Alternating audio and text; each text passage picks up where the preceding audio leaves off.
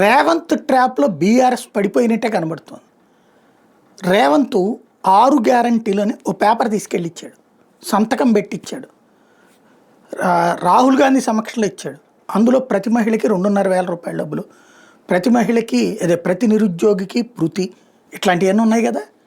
రైతులందరికీ ఏడాదికి ఎంత ఇస్తానన్నాడు? 8,000 ఇస్తానన్నాడు, 12,000 రూపాయల దాకా ఇచ్చుకొస్తానన్నాడు కదా. 20,000 దాకాని, తర్వాత 12,000 అన్నాడు. ఇప్పుడు ఇట్లాంటివన్నీ ఒరిజినల్గా చివరికి ఎంత ఇచ్చాడు? ఈ ఏడాదిన్నరలో ఒక ట్రిప్ వేసినట్టున్నాడు మొన్న. రుణమాఫీది నానా లెక్కలు పెట్టుకొచ్చాడు. ఇప్పుడు ఇదివరకు ఎంతమందికి ఇస్తే అంతమందికి నుంచి ఇప్పుడు కొంతమందికి అన్నట్టయింది. ఇన్ని రకాల ఇష్యూస్ ఉన్నాయి కదా. ఈ ఫెయిల్యూర్స్ మీద మాట్లాడడానికి ఏమైంది? కేటీఆర్ వల్ల కావట్లేదు, హరీష్ రావు వల్ల కావట్లేదు, ప్రెస్ మీట్లోనూ ఈ తప్పించి ప్రజల్లోకి వెళ్ళి ఉద్యమాలు చేయడం చేత కావట్లేదు. రేవంత్ ఏం చేస్తున్నాడు? దబాయించి మాట్లాడతాడు, మీడియా మొత్తాన్ని గ్రిప్లో పెట్టుకున్నాడు. తెలుగుదేశానికి ఇక్కడ ఆంధ్రాలో అనుకూలంగా ఉన్న మీడియా కాబట్టి అక్కడ రేవంత్కి అనుకూలంగా మారారు వాళ్ళంతా కూడా. రేవంత్ ఎట్లా చెప్తే అట్లా నడుస్తున్నాడు. రేవంత్ వాళ్ళకి ఫైనాన్షియల్గా హెల్ప్ చేస్తుండొచ్చు, లేదా సెంటిమెంటల్గా మనోడేలే అన్నటువంటి రూట్లో అయి ఉండొచ్చు. ఇతను దబాయింపులతో కూడినటువంటి వాటికి జస్ట్ వీళ్ళు ప్రతి సమాధానము ఏదో ఒక ముక్కనో మాట్లాడుతున్నారు.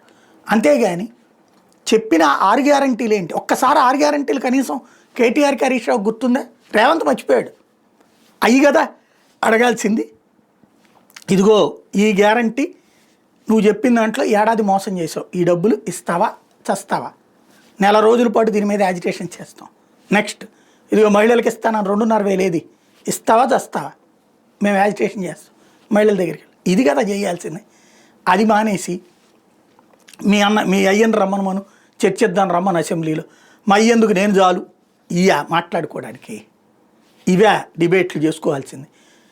ప్రత్యక్షంగా మనం ఫెయిల్ అయ్యేటప్పుడు ఎమోషన్ క్రియేట్ చేయాలన్నది ఒక స్ట్రాటజీ.